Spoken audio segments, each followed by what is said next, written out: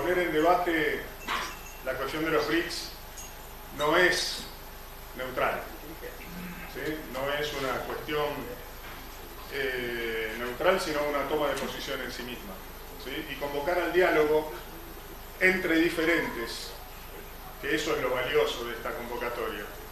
Convocar al diálogo entre diferentes en este tiempo de cancelaciones, de tweets y de agresiones, es un detalle innovador, aunque parezca sencillo. Yo creo que en el fondo de la discusión de los BRICS subyace una discusión más intensa, más de fondo, más profunda, que tiene que ver con el cambio que el mundo está viviendo y del que nosotros somos testigos y protagonistas, y que está dejando atrás aquel mundo que se construyó después de la Segunda Guerra Mundial. Como ustedes saben, después de la Segunda Guerra Mundial, cuando vienen los acuerdos de Bretton Woods, se organiza toda la arquitectura de lo que hoy se conoce como el sistema multilateral. Aparecen instituciones como el Fondo Monetario Internacional, como la Asamblea General de las Naciones Unidas, como tantas otras. Yo en el año 2007 fui designado embajador de la República ante las Naciones Unidas.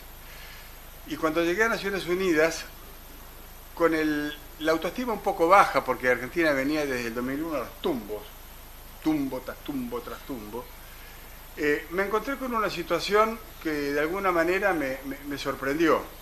La Argentina tenía un lugar ganado en la Asamblea General de Naciones Unidas. Un lugar ganado y bien ganado a lo largo de décadas de protagonismo dentro de lo que podemos definir como el máximo ámbito de la diplomacia mundial, conocido hasta entonces. Claro, en Naciones Unidas, como ustedes saben, uno no tiene una contraparte, tiene 192 contrapartes y un secretario general. Uno tiene una agenda, acá está la embajadora Skef, que ha sido nuestra última embajadora antes de ahora, ¿no? Que viene de trabajar en la organización. Yo estuve 5 años allí. Y les decía, uno tiene 192, porque son 193 los miembros que conforman la Asamblea General. Esto es así desde el 2011. En el 2011 nosotros votamos la partición de Sudán por la guerra civil que había en Sudán y se crea Sudán del Sur. En ese momento hubo que agregar una banca y desde entonces son 193 países miembros. Les decía, las contrapartes de uno son cada uno de los ocupantes de las otras 192 bancas, porque uno recibe miles de instrucciones por mes. Y esas instrucciones no tienen que ver solo con las grandes votaciones de la Asamblea General, sino que tienen que ver también con las relaciones bilaterales entre los países. Una buena parte de la actividad de Naciones Unidas se verifica de esa manera. Pero les comento esto porque en el año 2011 yo tuve el honor de presidir en nombre de la Argentina lo que podríamos llamar en términos nuestros el bloque de la mayoría de la Asamblea General. ¿Qué es el bloque de la mayoría? Es el bloque que reúne a 120 y pico países miembros, 124 supongamos, sobre 193, es una mayoría clara, y ese bloque se llama G77 y China. Ese bloque es indispensable para algunas de las grandes decisiones que toma la organización, pero que fundamentalmente expresa la división de la Asamblea General, que se divide entre economías o países desarrollados y países en desarrollo o en vías de desarrollo, o llamémoslo como mejor nos parezca. Los primeros son los que aportan el capital con el que se mueve la asamblea, la organización, y los segundos son los que aportan la masa crítica, la carne, digamos, de la organización, y juntos van llevándola adelante. Mientras estaba en Nueva York se produjo la crisis del 2007.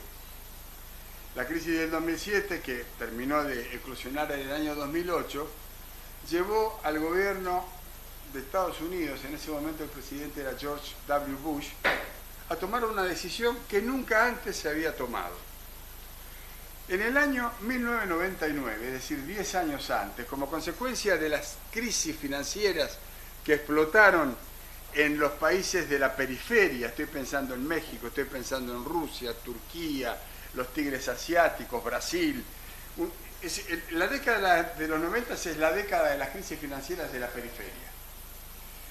A finales de la década de los 90 se toma una decisión que la toman básicamente Canadá, la toma el G7, pero a instancias de Canadá y de Estados Unidos, que consiste en la creación de un grupo que se llamó el Grupo de los 20.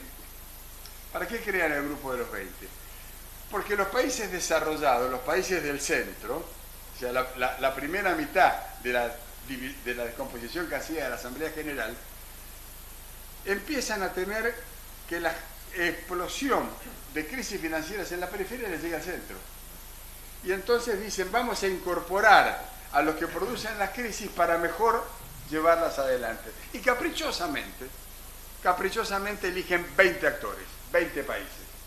Uno de esos 20 países es la Argentina. Podrían haber sido 114, o 12, o 46, pero fueron 20.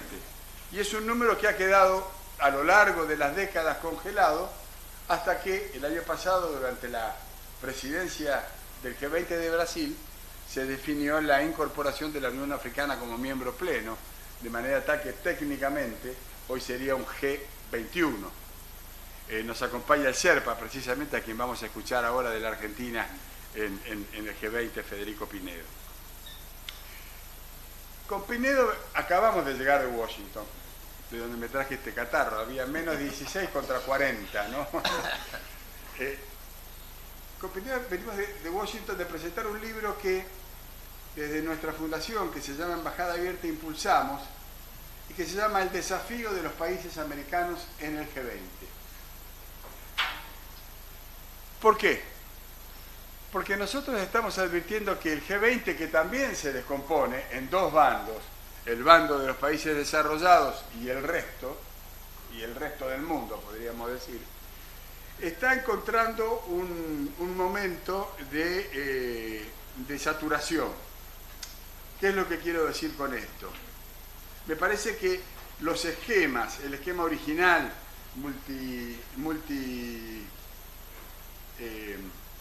multilateral, que se gestó a partir de Bretton Woods y que tuvo como expresión de excelencia la Asamblea General de Naciones Unidas, y cuando la Asamblea General de Naciones Unidas se empieza a renguear y se va quedando sin energía y nadie espera grandes decisiones de la Asamblea General, aparece el G20 como una instancia más ágil, más dinámica, más efectiva en el sistema de toma de decisiones globales. También es multilateralismo, solo que acotado a una realidad mucho más reducida.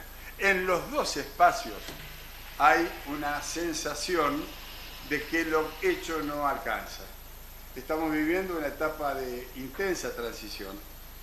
Los chinos dirían, nos ha sido dado vivir un tiempo interesante, en donde la incertidumbre es la palabra que domina todo el escenario. Honestamente, yo me levanto todos los días cuando aprieto la tecla de los diarios para ver qué pasó, estoy seguro que me voy a encontrar con una sorpresa, con algo nuevo. Y en mi vida no fue así. En mi vida, desde que yo tengo memoria, más o menos el mundo transcurría, salvo eventos extraordinarios, transcurría mansamente, era más previsible. No solo la llegada de Donald Trump, no solo la guerra en Gaza, no solo la situación en el Medio Oriente, no solo el debilitamiento de Europa, no solo la falta de presencia de los países de la América Latina, no solamente el siempre postergado despegue de África contribuyen a esta situación. Pero lo cierto es que todos sabemos y tenemos una sensación acabada de que lo hecho no alcanza, que hasta acá, que necesariamente van a venir tiempos de cambio. Durante los últimos años, décadas creo, la Argentina vino impulsando la incorporación, nuestra incorporación a los BRICS. los BRICS, que primero fueron BRIC, como ustedes saben, y la S se incorpora con la incorporación de Sudáfrica. Argentina vino desarrollando una política tendiente a incorporarse a ese ámbito, y yo creo que de manera correcta. Nuestro país, que es un país de la periferia, necesita multiplicar vínculos, no achicar el número de vínculos. Necesita abrirse a realidades distintas, en lugar de cerrarse a realidades conocidas, por más hegemónicas que circunstancialmente puedan parecer. Entonces, este es el motivo principal por el cual yo creo que uno siempre debe tender a pertenecer a clubes distintos y no mantenerse en el mismo club. Esta es la razón por la cual yo creo que Argentina se apresuró al anunciar su decisión de no incorporarse a los BRICS. ¿Eran los BRICS una panacea para la Argentina? ¿Nuestra relación comercial con el mundo, nuestro posicionamiento hubiera variado sustantivamente? Probablemente no. No sabemos qué va a pasar más adelante, pero lo cierto es que, como ustedes saben, nuestro principal socio comercial es Brasil, la B de BRICS. Nuestro segundo socio comercial es China, la C de BRICS. Y tenemos un acuerdo especial celebrado ya el año pasado con la India. En esa relación bilateral solo crece la potencia del intercambio comercial. India en pocos años va a ser uno de nuestros principales, hoy es el quinto, pero en pocos años va a estar mucho más arriba y va a ser uno de nuestros tres principales socios económicos. De manera tal que los BRICS hubieran servido en la arena comercial, pero no con la magnitud que a veces tendemos a pensar. En cambio, al no habernos incorporado a los BRICS, supone de alguna manera haber tomado la decisión de reducir nuestro ámbito de relaciones y de encuadrarnos, esto ha sido dicho varias veces por el presidente de la República, encuadrarnos de modo automático y producto de una decisión unilateral, porque la verdad, yo vengo de vivir muchos años en Estados Unidos, me consta que nadie nos pidió tanto, encuadrarnos en una alianza que lidera lo que se expresa básicamente en los Estados Unidos y el Estado de Israel. ¿Puede traer beneficios eso? Sí, puede traer beneficios. Vamos a ver en las próximas semanas el resultado de la negociación con el fondo. Yo en cualquier escenario no me imagino que el Fondo Monetario esté en condiciones o en capacidad de soltarle la mano a la Argentina. Es el principal, por lejos, el principal deudor que el organismo tiene. Y eso no es porque ellos son malos, sino porque nosotros hemos sido absolutamente ineficientes a la hora de conducir el Estado.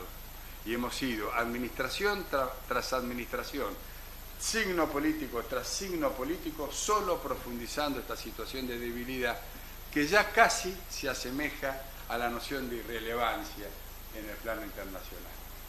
Y para redondear estos conceptos me vuelvo a junio del 2007, cuando yo llego y estreno mi banca en la Asamblea General de Naciones Unidas. Créanme que yo empecé a percibir que la Argentina tenía un lugar ganado en la organización, que era tener un lugar ganado en la política internacional, que había décadas de trayectoria en la política internacional que nos habían dado no solamente varios premios Nobel, sino que marcábamos de alguna manera el rumbo de las discusiones.